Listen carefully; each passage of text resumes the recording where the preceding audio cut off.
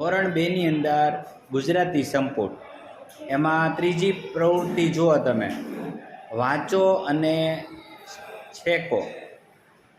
એની અંદર જુઓ તમે વાક્યો લખેલા છે, પણ તમારે આ ચિત્ર જોવાનું છે. આખું ચિત્ર જુઓ તમે. એક બંગડીવાળાની દુકાન દેખાય છે, અંકલ છે, ચકડોળ છે, ફુગ્ગાવાળો છે, સાયકલવાળા ભાઈ આઈસ્ક્રીમ વેચે છે, પાછળ એક વાંસળીવાળા ભાઈ છે, રમકડાની એક દુકાન છે. અને આ બાજુ તમે વાક્ય જુઓ, ચિત્રમાં 10 ફુગ્ગા છે. ફુગ્ગા 10? ઓકે, તો એ વાક્ય સાચું છે, તો આપણે એને કાંઈ કરશું નહીં. પછી બીજું વાક્ય છે, મેળામાં મીઠાઈની દુકાન છે. નથી ને? તો એ ખોટું વાક્ય છે, બરોબર? તો એને આપણે ચેકી નાખશું આવી રીતે આમ. પછી ત્રીજું વાક્ય, મેળામાં જોકર દેખાય છે. ખોટું. ઓકે, એ બરાબર નથી, ખોટું વાક્ય છે, તો એને આપણે ચેકી નાખશું. એક જ દુકાનમાં રમકડા મળે છે. ઓકે, તો એને આપણે કાંઈ નહીં કરીએ.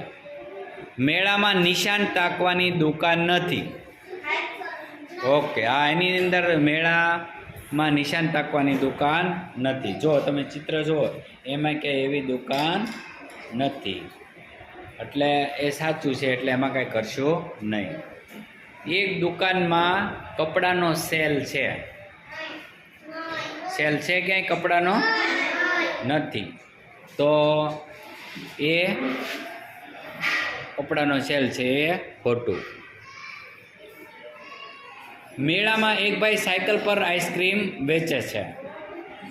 સાચું છે કે વેચે છે સાયકલ પર આઈસ્ક્રીમ? ઓકે, તો એ વાક્યને આપણે કાંઈ નહીં કરીએ. મેળામાં વાંસળી વેચવાવાળો છે. ઓકે. બંગડીવાળાની દુકાનમાં 2 ડમરું છે.